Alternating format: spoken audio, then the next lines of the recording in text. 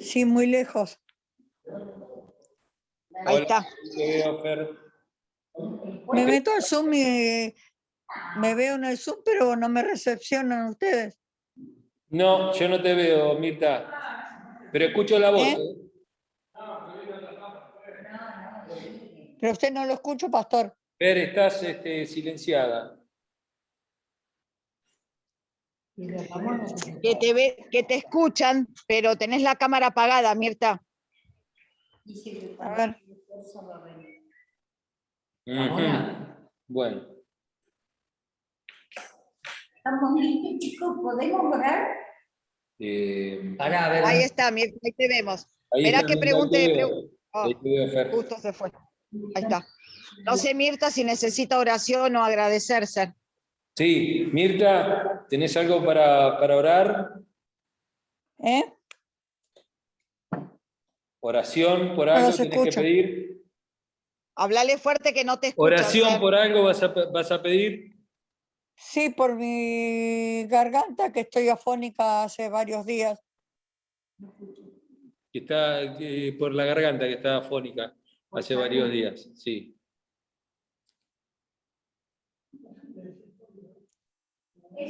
El clima, yo también estuve varios días. Bueno, ¿podemos orar, Sergio? Aguantame un cachito, estoy dando entrada. Código de acceso 3. ¿Queremos orar con Espera, Sí, sí. repasa esto.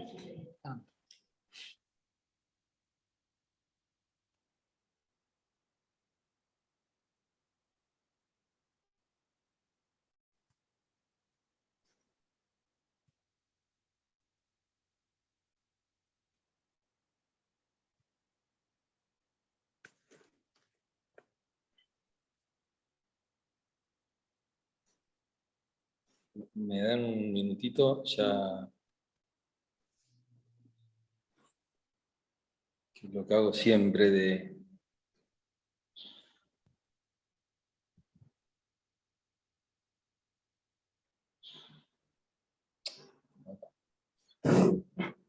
Si lo pongo acá y yo veo la foto.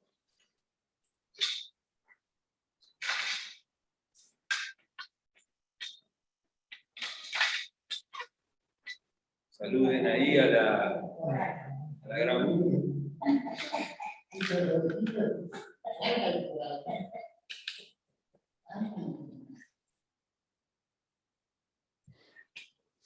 Listo. ¿Estamos listos? Sí, perfecto. Amadísimo Dios, Padre nuestro, te alabamos, te bendecimos, te agradecemos, Señor, por este momento que podemos ir ante ti, reunidos como iglesia, Señor, para pedirte, para agradecerte, para que tú seas nuestro Padre, nuestro Dios, y seas el que bendice, el que da sanidad, el que fortalece y el que nos da sabiduría para vivir el día a día. Señor, te pedimos primeramente por Nori, Señor, y que tu mano de misericordia descienda sobre ella, Señor. Que se haga tu voluntad, que es agradable y perfecta para cada uno de nosotros. Gracias por ella, gracias por haberla conocido, por estos años, Señor, que hemos vivido juntos, como familia, Señor. Gracias, gracias por ella, Señor.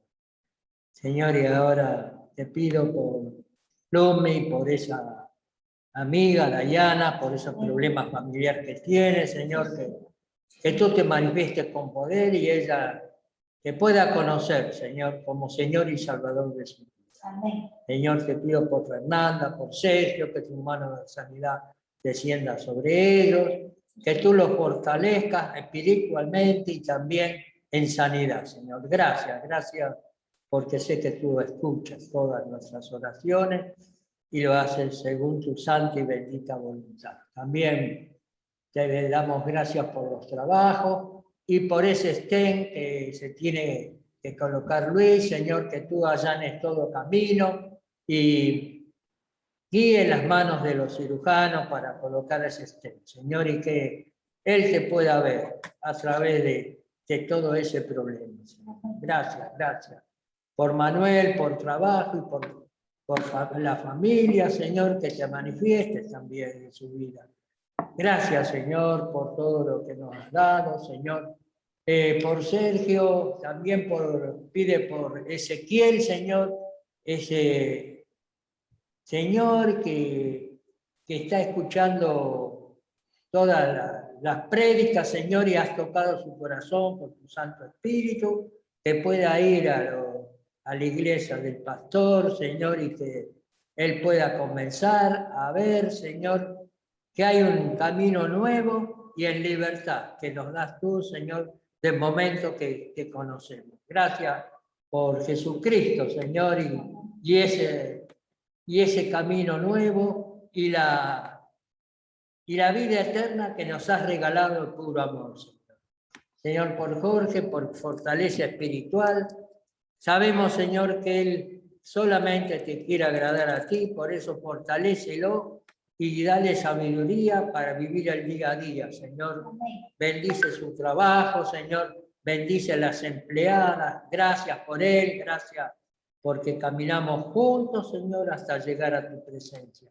Y también, Señor, por Mirta, que sanes esa afonía, Señor, y que ya el domingo podamos vernos juntos, todos los hermanos, alabándote y glorificándote.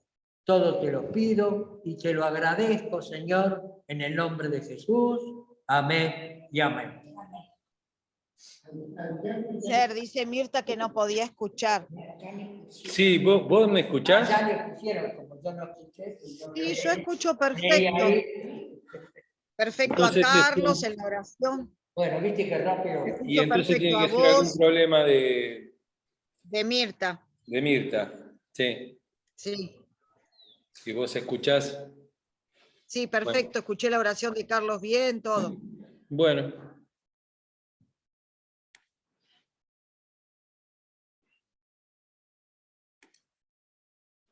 Bueno. Hoy vamos al capítulo 13 del libro.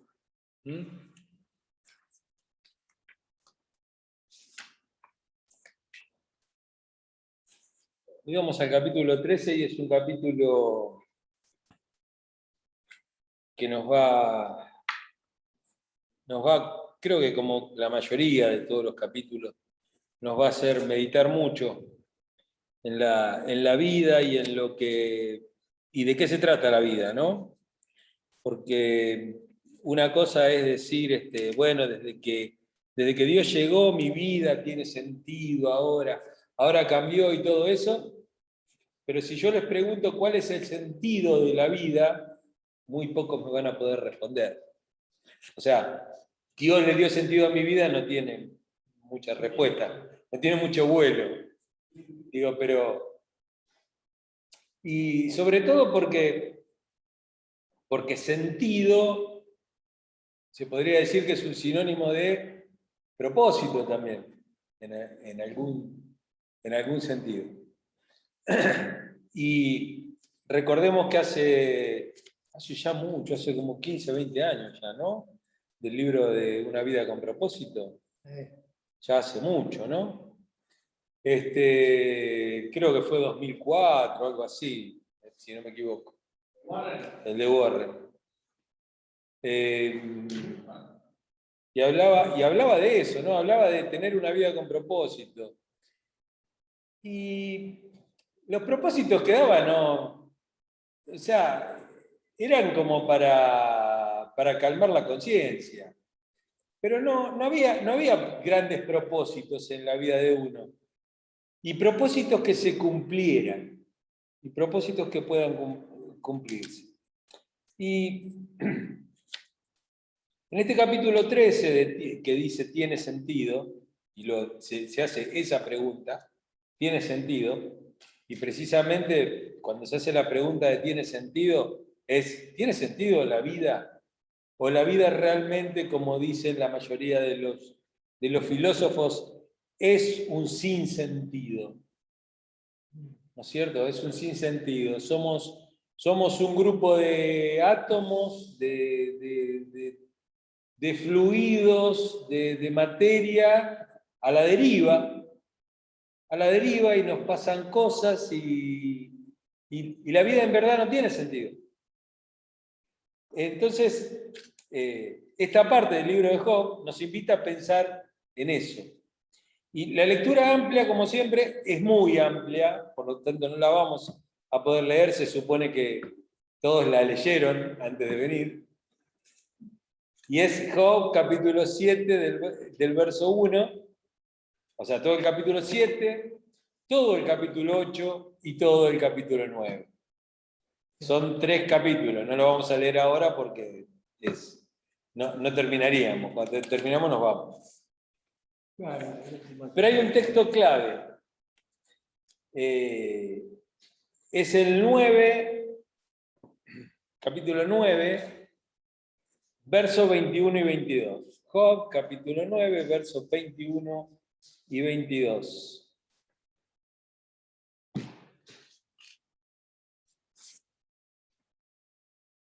Capítulo 9, 21 y 22. Y acá tenemos el tercer discurso de Job. Cuando vimos la parte en la cual cómo se dividían, vimos que había varios discursos, que había varios monólogos, ¿no es cierto? Donde cada persona hablaba y meditaba sobre todo por la razón del sufrimiento, la razón de la vida. Y el tercer discurso de Job, en el versículo 21, dice así: ya que me tienen por culpable, ¿para qué voy a luchar en vano? Dice, aunque me restrieguen con jabón y me limpien las manos con lejía es lavandina, ¿cierto? Tú me lanzarás al muladar y hasta mis ropas me aborrecerán. Dios no es un hombre como yo, para que juntos comparezcamos ante un tribunal. No hay juez entre nosotros que decida el báculo divino para que yo no me asuste. Para que ya no me asuste mi terror. Estoy en el versículo 35. Estoy en el versículo 35, seguí un poquito adelante. No, pero y esa es otra versión, claro. Es bien diferente. ¿Vos no tenés NBI? Sí. Sí, yo tengo NBI, estoy leyendo NBI. No, el 21 dice son intachables. Ah, bueno, soy intachable, pero ya no me importa. Tengo en poco mi propia vida. Todo es lo mismo, por eso digo, a buenos y a malos destruye por igual. Y después tenemos el capítulo 10, el verso 1, en el cual dice, ya estoy harto de esta vida, por eso doy rienda suelta a mi queja, desahogo la amargura de mi alma. ¿No es cierto, Job? Ya estaba repodrido y dijo, ya que estoy así, que estoy en esta situación, voy a dar rienda suelta a lo que me pasa, me voy a poner mal y me voy a poner mal en serio. ¿No es cierto? Total, ya Dios no me escucha, soy inocente. Porque esto no es que Dios lo está declarando culpable, sino que acá estamos hablando de que hay, antes de este capítulo 9, tenemos varios discursos. Tenemos el discurso de Bildad, que lo vimos la semana pasada. Ustedes lo recuerdan, ¿no? Bildad le dice, no, mirá, acá hay algo que está mal. Hay algo turbio. Claro, acá hay algo turbio. Y antes de eso está el primer discurso de Elifaz también, que lo vimos, y también vimos exactamente lo mismo. Ahora yo tengo, Sergio, de este versículo 1 del capítulo 10. Sí. Ya estoy harto de esta vida, por eso doy rienda suelta a mi queja, desahogo la amargura de mi alma. Yo quiero Sí. decir... Discépolo lo escribió. yo quiero decir, las personas que son quejosas son insoportables. Sí, Yo hablo por experiencia vivida. sí. De adultos mayores quejosos todo el tiempo. Ahora, lo que yo intento ver en esto es de que si uno en un momento, porque no puede ser que todos los días de tu vida tengas una queja en contra de algo, pero que si en un momento vos realmente necesitas quejarte, es lícito, Sí, claro. ¿no? Sí. Sí, la queja es lícita. Porque si te lo lee un negativo esto, y ya, a mi juego me llamaron, sigo quejándome y darle que darle. Y eso es dañino para el ser humano. No, el que lo escucha es insoportable, pero para él mismo es malo. La queja es buena en tanto y en cuanto es catarsis. O sea, cuando uno saca las cosas afuera, es buena la queja. El sacar la queja afuera, el no tragarse Claro, sí. las cosas es bueno. Ahora, el problema es cuando eso se convierte en tu lenguaje. Claro. Cuando eso se convierte en algo que es todos El los días. latiguillo diario. Y ver todo negativo, y ver, pero lo que pasa es que a mí me pasó esto, y entonces, bla, bla, bla, bla, bla, bla. A mí me pasó. Pero la queja es, en verdad es sanadora. O sea, la queja esta de poder poner las cosas. Sacarlo de adentro, claro. Porque aparte, a veces, uno no encuentra palabras piadosas para decir las cosas. Uno está tan enojado a veces que no encuentra palabras piadosas. Y uno prefiere callarse antes de decir cosas.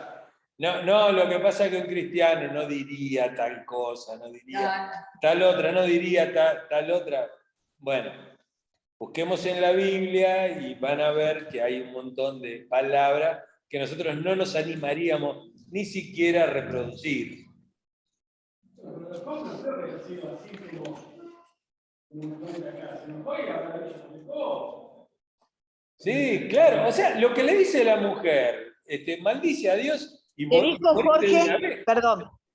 Sí. ¿Qué dijo Jorge Ser? ¿Qué dijiste, Jorge? Fernanda. Que Job no creo que se haya quejado de la mujer en estos términos, maldice, le habrá dicho, ¿por qué no te vas a...? Claro, me parece que va por ahí el tema de la queja. No va por una queja, oh Santo Redentor, claro, ¿viste? Entraré por tus atrios con. No hay eso. El género femenino en pleno, ¿no? Claro, sí, estamos bien a full. O sea, estamos hablando de una queja bastante profunda. Y sobre todo lo que dice ahí en el 9, perdón, 10.1, ¿no? ¿Cómo arranca el 10.1? O sea, ya estoy harto de esta vida. O sea, no, ¿cómo un cristiano va a decir eso? O sea, ¿a cuántos de nosotros le diríamos a otro? No, la vida es algo que no tiene valor, que Dios te la dio, ¿cómo vos vas a despreciar? Esto yo lo enlazo con lo de la semana pasada de los parches religiosos. Claro. Y me acuerdo de la esposa de un pastor que tenía cáncer, pero le prohibió al pastor, le prohibió que dijera en la congregación que tenía cáncer, porque un cristiano no puede mostrar esa debilidad. No es una debilidad, es una enfermedad en todo caso. No, bueno, pero la esposa apartó que tenga cáncer. Pero ahí, ¿Cómo puede ser? Ahí está, ahí en ese momento Claro. era necesario quejarse. Sí. me está pasando esto. ¿Quién? La esposa le prohibió al pastor. No es renegar de Dios, sino que si algo tenemos que ser los cristianos es real. Ella le va a tener la espalda carne viva. Oh, Yo vi una claro. cara una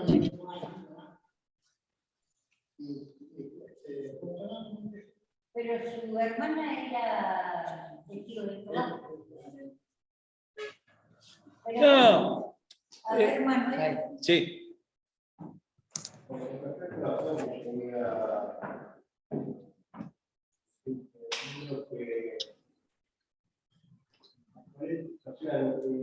Globalmente lo que hace todo para mí es querer hacer como un poco de filosofía.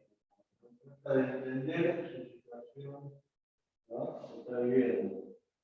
No creo que vaya a estar tanto a digamos, a Dios. Supongo que con el relato mantiene un respeto, no el relato. Supongo que estará buscando una explicación a su sufrimiento, a su condición. No, acá no hablamos del discurso de Job con Dios, sino de su relación y con lo que le pasa, no con lo que le pasa con Dios. O sea, porque todas estas son, no nos olvidemos que todos estos son respuestas a, primero, vemos los amigos de Job que se callan la boca, que no dicen nada porque es muy fuerte lo que le está pasando a Job como para decir eso. Después viene el primer discurso de Job, que está en el versículo 3. Y ahí arrancan a hablar los amigos de Job.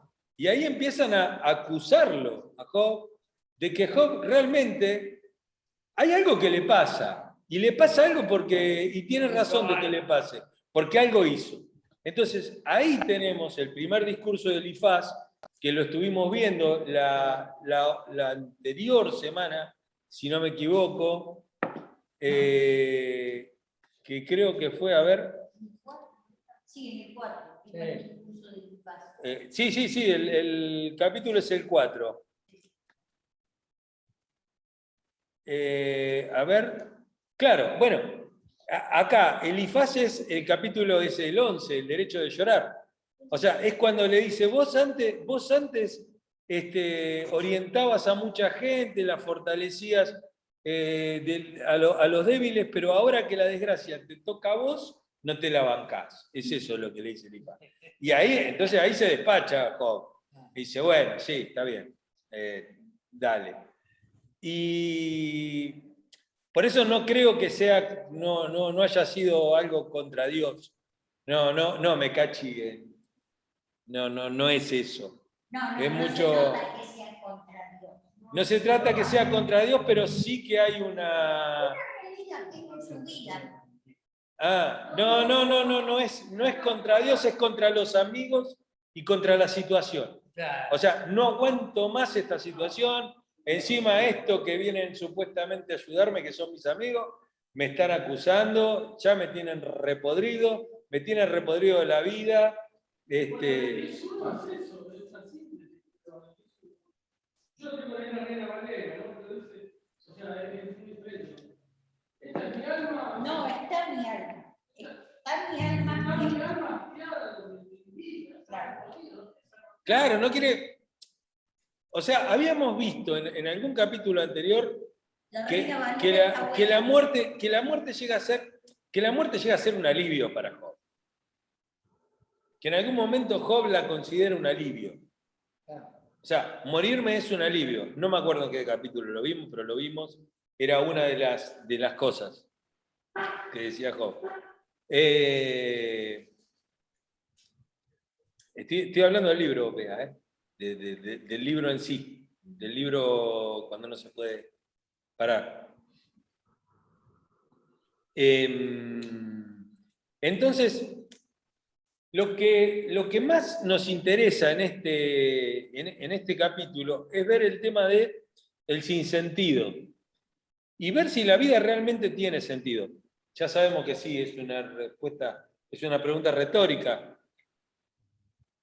pero necesitamos encontrar argumentos. Necesitamos encontrar argumentos porque hay cosas que nosotros la aceptamos y la incorporamos en nuestra vida por la fe. La incorporamos por la fe. Pero así y todo es necesario encontrarle argumentos a eso. O sea, hay cosas que no tienen sentido, hay cosas que...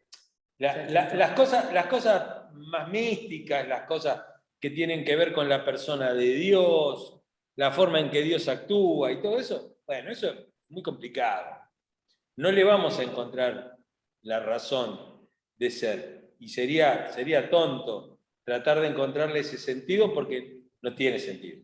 Tratar de encontrarle la vuelta a Dios. Claro, ¿viste? No, esto lo hizo porque aquello... No, por eso me parece muy infantil en algunos sentidos y muy... Me parece muy flojo y uno lo dice suelto de cuerpo, ¿no? Lo leíamos la semana pasada en el texto de Karl Barth, de la Carta a los Romanos, ¿se acuerdan? De cuando él habla de la insumisión a Dios, cuando dice, creemos que sabemos lo que decimos cuando pronunciamos la palabra Dios. Y eso nos hace que seamos insumisos. Pensamos que que Dios hace lo que nosotros queremos. Y Karl Barth, bueno, trabaja con todo eso, ¿no? Dice, nos aproximamos a él con petulancia y lo arrastramos de modo irreflexivo a nuestra cercanía. Nos permitimos establecer con él una relación habitual. Y uno puede decir, sí, la relación con Dios es habitual, porque es de todos los días. Pero nosotros lo tomamos como que eso es algo natural, es algo que le pudiera pasar a cualquier persona. Y no es así. Y no es así. Es un privilegio hablar con Dios. Es un privilegio que Dios te tenga en cuenta. Y nosotros lo tomamos como algo tan natural y no le damos el sentido que tendría que tener. Y eso es lo que dice Karl Barth, ¿no es cierto? Entonces, hablando del sinsentido, ¿qué es el sinsentido? ¿No? ¿Qué es esto del sinsentido? Esta cosa del sinsentido es algo muy filosófico, como decía Manuel recién. Ahí sí estamos hablando de discurso filosófico. Hay una caída en los discursos tradicionales de la religión, ¿no? De las grandes ideologías, lo que los filósofos llaman metarrelatos. El metarrelato es el camino del héroe, el camino del héroe, o la odisea del héroe, o del héroe, sí, del héroe. Que se da en casi en todas las historias, se da exactamente lo mismo. Se da un nacimiento, por lo general siempre es sobrenatural. O sea, no estoy hablando, a veces hay algunos que lo quieren meter a Jesús, ahí también, en ese metarrelato. Pero por lo general es el camino, qué sé yo, el camino de Odiseo, el camino de Hércules, el camino de los grandes hombres, o de, qué sé yo, de Urdapistin, en los mitos babilónicos, así, todo. Esos relatos en los cuales hay un nacimiento más o menos sobrenatural, y después hay un camino en el cual el héroe va atravesando una serie de problemas que parece que nunca los va a pasar, pero que los va pasando de a poco y que tiene una ayuda divina para hacerlos, y al final termina convirtiéndose en el hombre. Podríamos decir incluso, para traerlo bien acá adelante, el caso de Che Guevara es el caso típico del metarrelato. ¿No es cierto? ¿Fue el Che Guevara todo lo que dicen que fue? ¿O es una construcción más ideológica? ¿no es cierto? En donde hay un metarrelato, en donde hay un camino del héroe. Podríamos decir otro camino del héroe, para traerlo acá a persona. Estamos hablando de que esto dentro de 100 años, bueno, en el caso me contaba un amigo mío que es uruguayo, él me decía, bueno, por ejemplo en Uruguay, que es un país netamente ateo, ¿no es cierto? No hay una... directamente no creen en nada, aunque creen en un montón de cosas.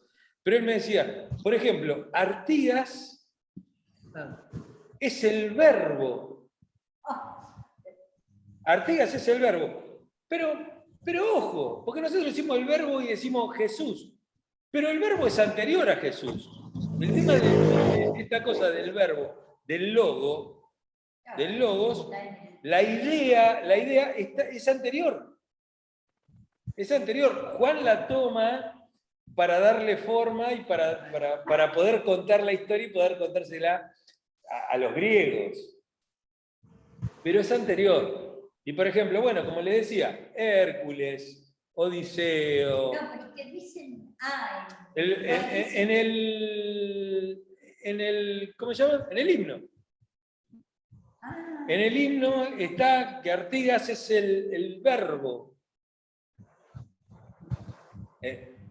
Bueno, sí, pero... Bueno, entonces, dentro de 50, 60, 100 años, Maradona va a ser el verbo. Porque Maradona ha recorrido el camino del héroe. Es pobre, nació en la miseria, en una villa, y todo eso, y él fue atravesando y todo, y parece que no lo va a alcanzar, y que después lo alcance, y parece que no, pero... Pero acá en el norte está llena de historias así. Cuando Leo Brana cantaba de Egipto, contra las historias son negros. Claro. Uno que no los conoce, pero en el norte son... Bairoleto, Mate Cocido y todos esos. Bueno, el Gauchito Gil es un caso. Ahí tienen un caso de alguien que es... Perón también llega a ser un caso. Todos. Me estoy yendo por las ramas, porque estoy hablando del metarrelato. Todos dicen que cuando comentan, ¿no?, de la serie y eso, no, que las cosas no fueron tal, pero que se hace un relato. Claro. Y en todo pasa lo mismo. Es la forma de cómo se cuenta. Claro. De cómo se cuenta. Un relato para entregarlo, para ponerle moño. Claro. Hay un moño, pero bueno, con el tiempo eso se va construyendo un mito y termina en un héroe. En un héroe y, bueno, lo que dice acá el libro es que los filósofos llaman a eso metarrelato, que explican el mundo, pero que al final como que dejan un gran vacío de certeza. O sea, ni Maradona, ni el Che Guevara, ni Perón, ni ninguno de esos nos va a venir a cambiar la vida ahora. No nos va a venir a sanar un cáncer. Ni nos va a venir a cambiar la eternidad. Entonces, por ahí se queda corto. Y después nos trae hasta este tiempo, ¿no? Vivimos en el tiempo de la incertidumbre y la inseguridad. Tenemos esas cosas, ¿no? No sabemos lo que va a pasar. ¿Qué dicen algunos políticos? Dicen, la gente tiene que aprender a vivir en la incertidumbre. ¿Más? Uno preguntaría, ¿más? Y la inseguridad. La inseguridad de no saber, hoy estamos, mañana no estamos. Esa es la verdad. Y esa es la realidad. Pero este tiempo no es para ser vivido y pensado solamente en forma negativa, sino, ¿por qué ese es el clima de época? ¿Cuál es el clima de época? O el espíritu de este tiempo. La desesperanza. Todo es igual. En los jóvenes se ve mucho. Claro, Jóvenes. en los jóvenes se ve mucho eso. Se ve mucho. Terrible, los jóvenes.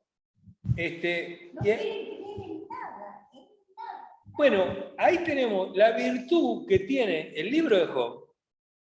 El libro de Job tiene esa virtud, que es obligarnos a nosotros a repensar nuestra vida y a repensar el mundo en el que vivimos, porque no es un libro que te cuente un metarrelato, no te cuenta la historia de Job, que pobrecito Job arrancó y que fue atravesando los problemas. No, este tipo estaba no en la lona, abajo de la lona estaba. No, es un antihéroe, es algo que está muy por debajo de salir. Porque hasta el final uno piensa que no va a salir. ¿Qué va a hacer? Pero la realidad no salió. No, no salió. No, no. Ahora, a ver, va a hablar. Está hablando del pastor Juan. Sí, sí. Está enfermito. Ah, Pero en una oportunidad quedó Sí. y él contaba que fue una oportunidad que él empezaba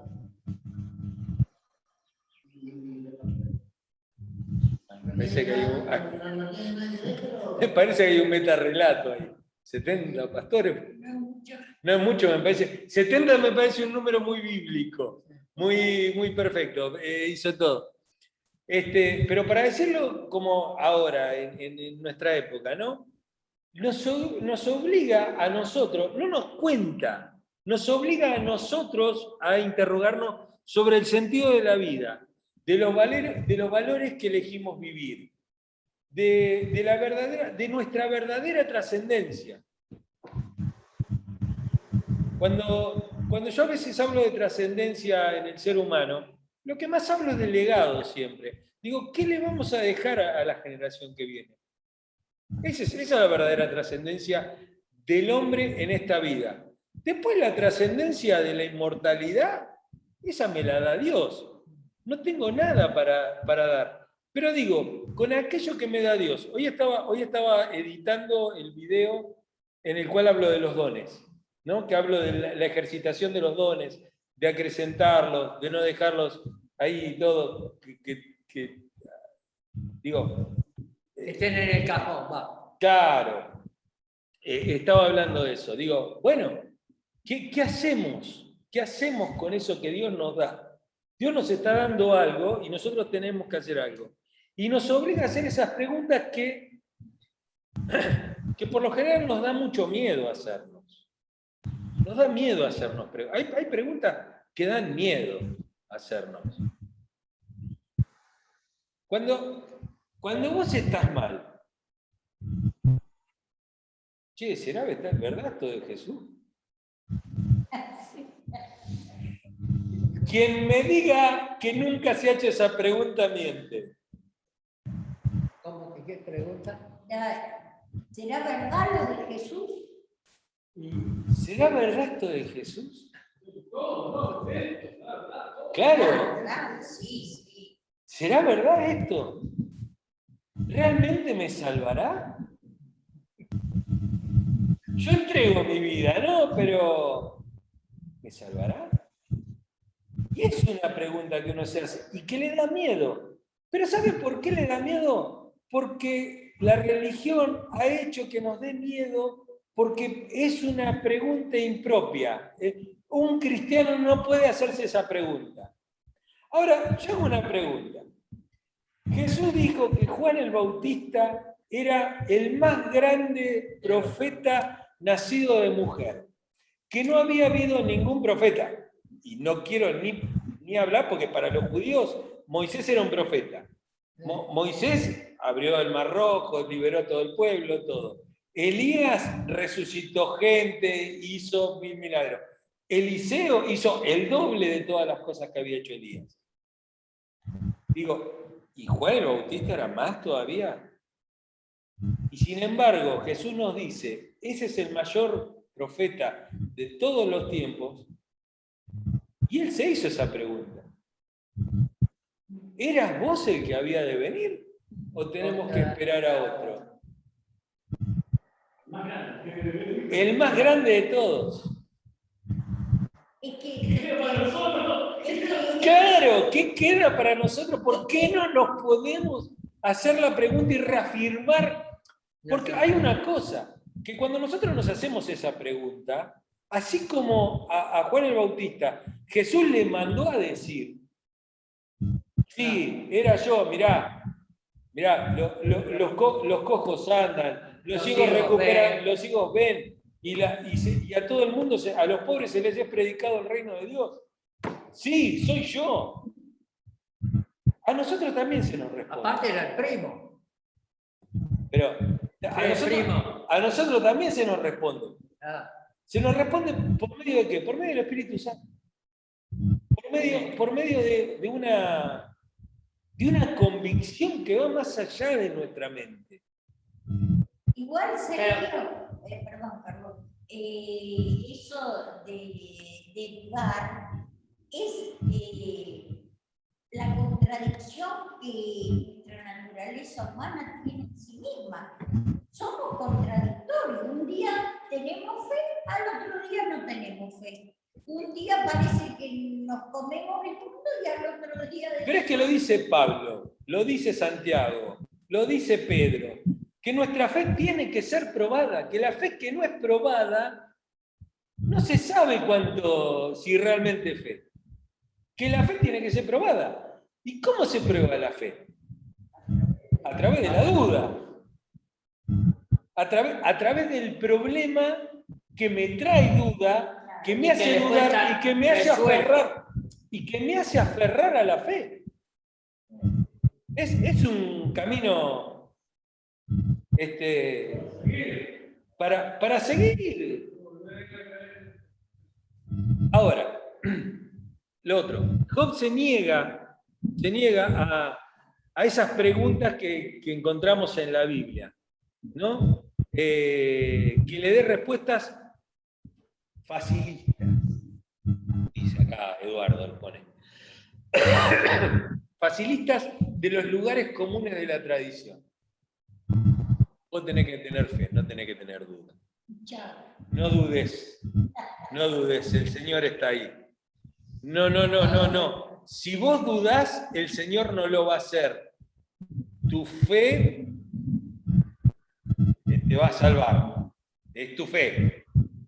¿No es cierto? Entonces, ¿y qué lugar a duda te queda ahí? No te queda mucho lugar para dudar. Vos decís, soy un incrédulo, un coso, la verdad que no soy salvo, qué sé yo. Decís todas esas cosas. Entonces él se niega a las afirmaciones de la fe sean simplemente predicadas, enseñadas o presentadas como recetas infalibles o simplistas. Sabe muy bien que si sus amigos se sienten tan seguros es porque no han vivido la experiencia que a él le ha tocado. Es eso.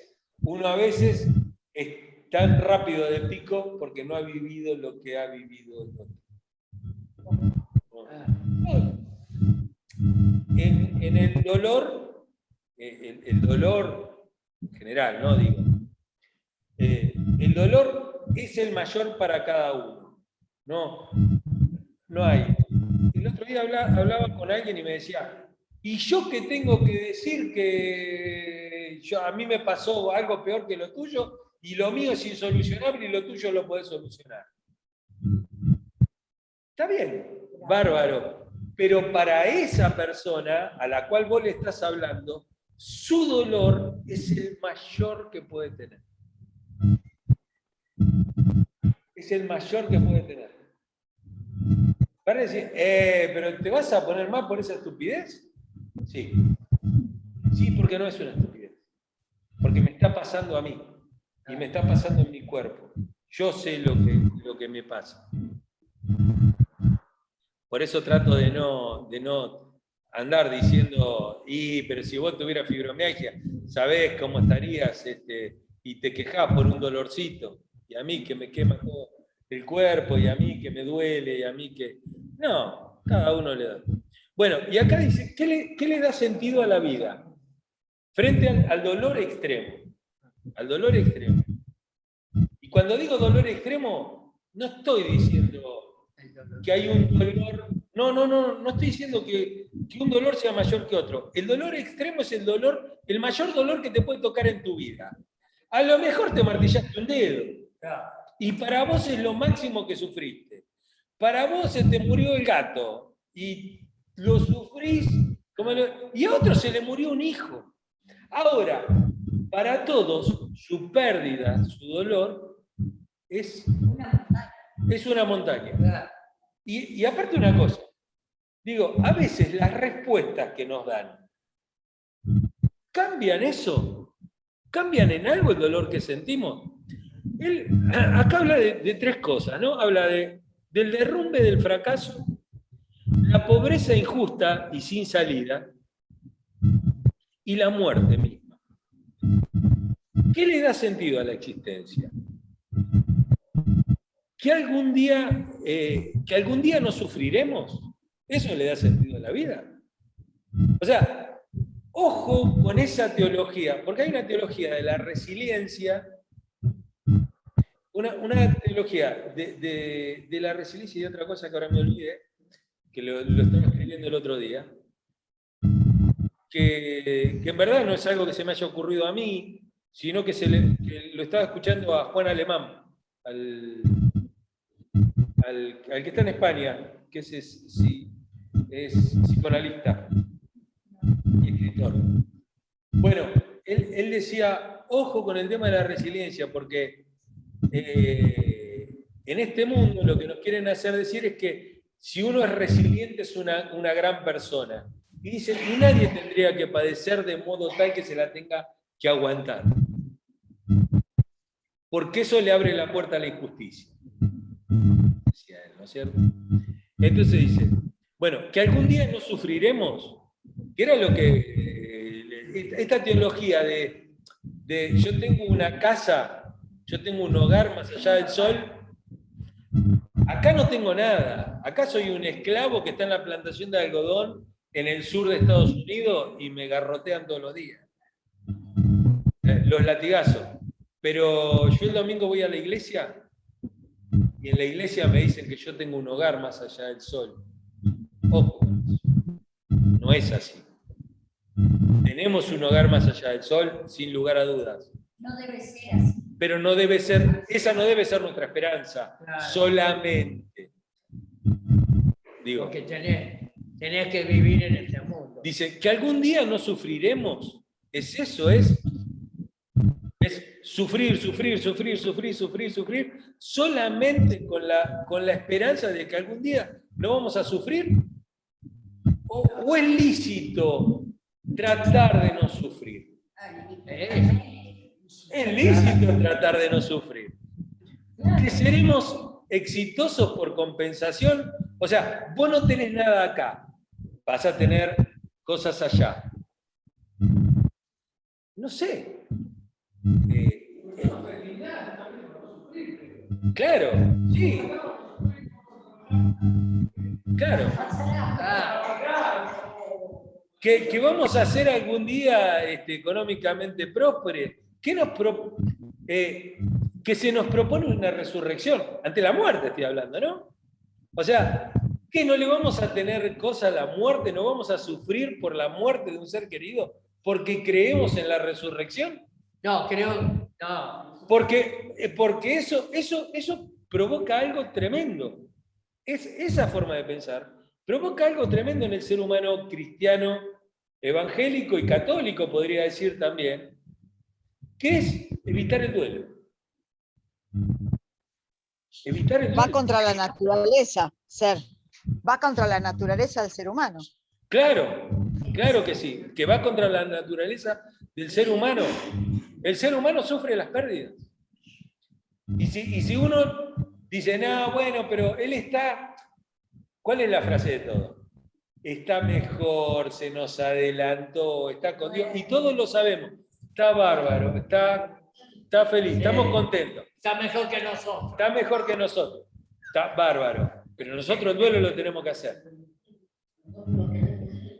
Yo, loco, Está mejor que nosotros, pero él quisiera estar acá. Escuchá, Yo no sé, calculo que no, pero Luis, ¿qué? está mejor que nosotros, pero nosotros no queremos ir. Claro, nadie se quiere ir. O sea, esta cosa, ojo, porque es un solo. Ojo, porque es un solo versículo. El otro día no sé con quién hablaba y me decía, me tiró 5 versículos, así. Le digo, sí, pero la Biblia tiene 31.000 versículos. Y vos me tiraste 5. Y vos no podés basar toda tu teología en 5 versículos. Entonces dice, tomemos por el caso el tema de la muerte misma. Elimina la fe en la resurrección el duelo que conlleva asumir la propia finitud. Porque el tema es que cuando yo veo que alguien cercano se muere, yo me di cuenta que... Me queda poco. Y Eclesiastés lo dice, es mejor ir a un funeral que a un festival. Porque todos vamos a morir. Claro. Parece, viste, todos vamos a morir, viste, la de la película. Todos vamos a morir. Sí, pero hay un youtuber que tiene una taza que dice, todos vamos a morir. Entonces dice, porque todos vamos a morir y es necesario que el hombre se dé cuenta de eso. Porque aparte, decía Unamuno, decía don Miguel de Unamuno, decía, sería bueno que se nos haya... Él creía y no creía en Dios, ¿viste? Andaba ahí en el medio.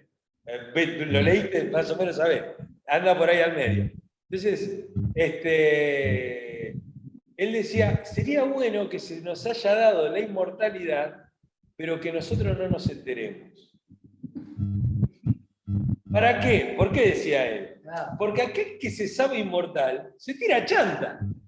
No hace mal decir total es inmortal. En cambio, si uno sabe que se va a morir, va a hacer cosas. Bueno, esa es la situación que dijiste recién, pero nosotros nos preocupamos, nos ponemos mal porque sabemos, simplemente que se nos... Bueno, pero yo no tengo que dar para esto, yo no tengo que dar para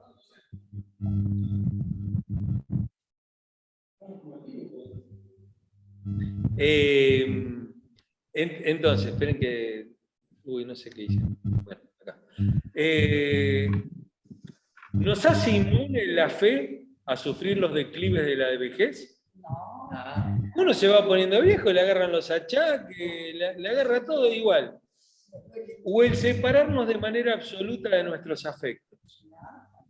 Son cosas que nos pasan y que nos duelen y que bueno. Bueno, lecturas. Eclesiastés capítulo 3, versos 18 y 21. Con esto ya saben que vamos terminando. Eclesiastés 3 del 18 al 21.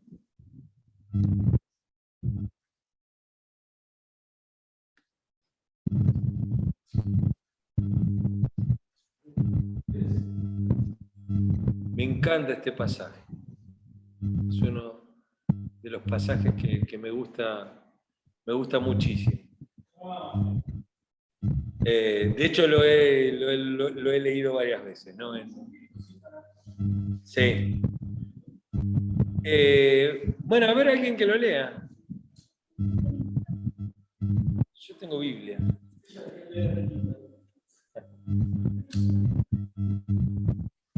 Eclesiastés 3, 18.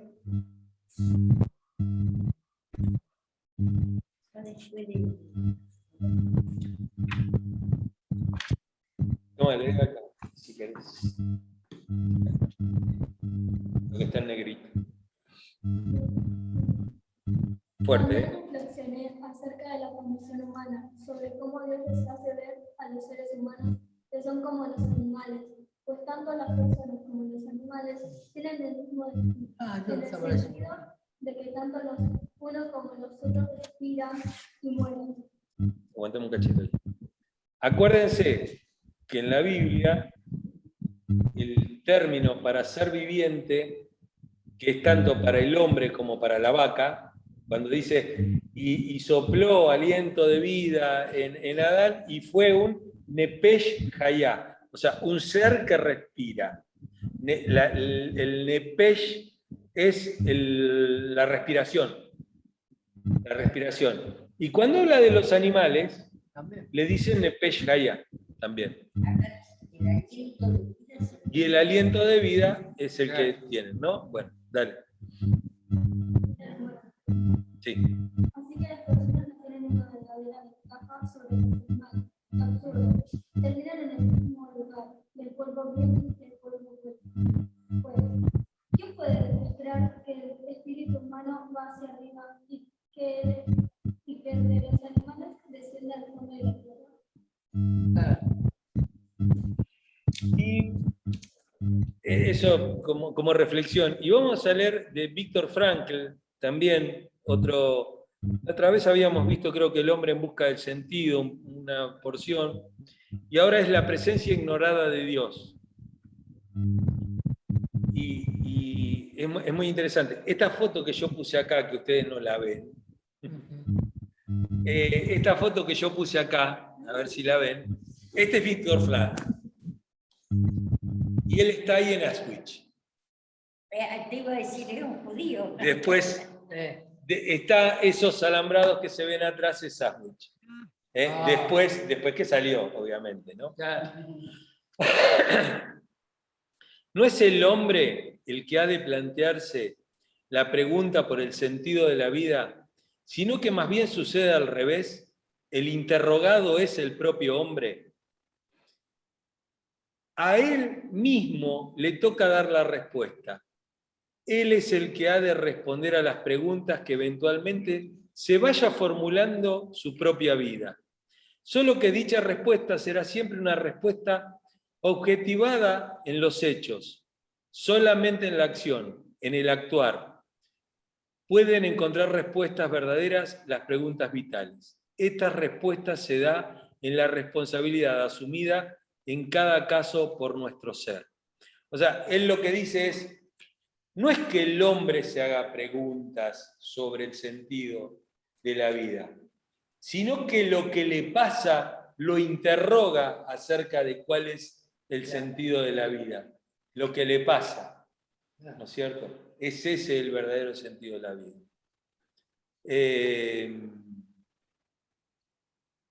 Y ojo porque Job no nos va a terminar dando el sentido, las respuestas al sentido de la vida, ¿no? Si alguno venía buscando esa respuesta, puede abandonarlas ahora. Bueno, las preguntas para nosotros, para meditar. ¿Cuán madura y firme es mi fe? ¿He podido hacerme las preguntas últimas? Estas preguntas que estuvimos viendo. ¿Puedo considerar con sinceridad preguntas profundas sobre el sentido de mi propia vida? ¿Qué acciones podría emprender que se convirtieron en una respuesta práctica a esas preguntas? Hay veces que las respuestas no vienen en forma de texto, sino que vienen en forma de parábolas actuadas o de cosas que vivimos y que nos dan la respuesta. Dice, ¿cómo podemos generar en la comunidad espacios para hablar con libertad de estas cuestiones últimas, como la muerte? ¿Somos una comunidad de fe en la que no hay temas o preguntas prohibidas? ¿Hay espacios de confianza para preguntar y aún cuestionar? Bueno, yo espero que sí. Espero que sí. La verdad que espero que nos estemos convirtiendo en una comunidad de ese tipo. Ay, saben que no la transmití por Facebook, me olvidé. No, y bueno, ahora la subo, ahora la hago. La subís tal cual, Ser. La subís.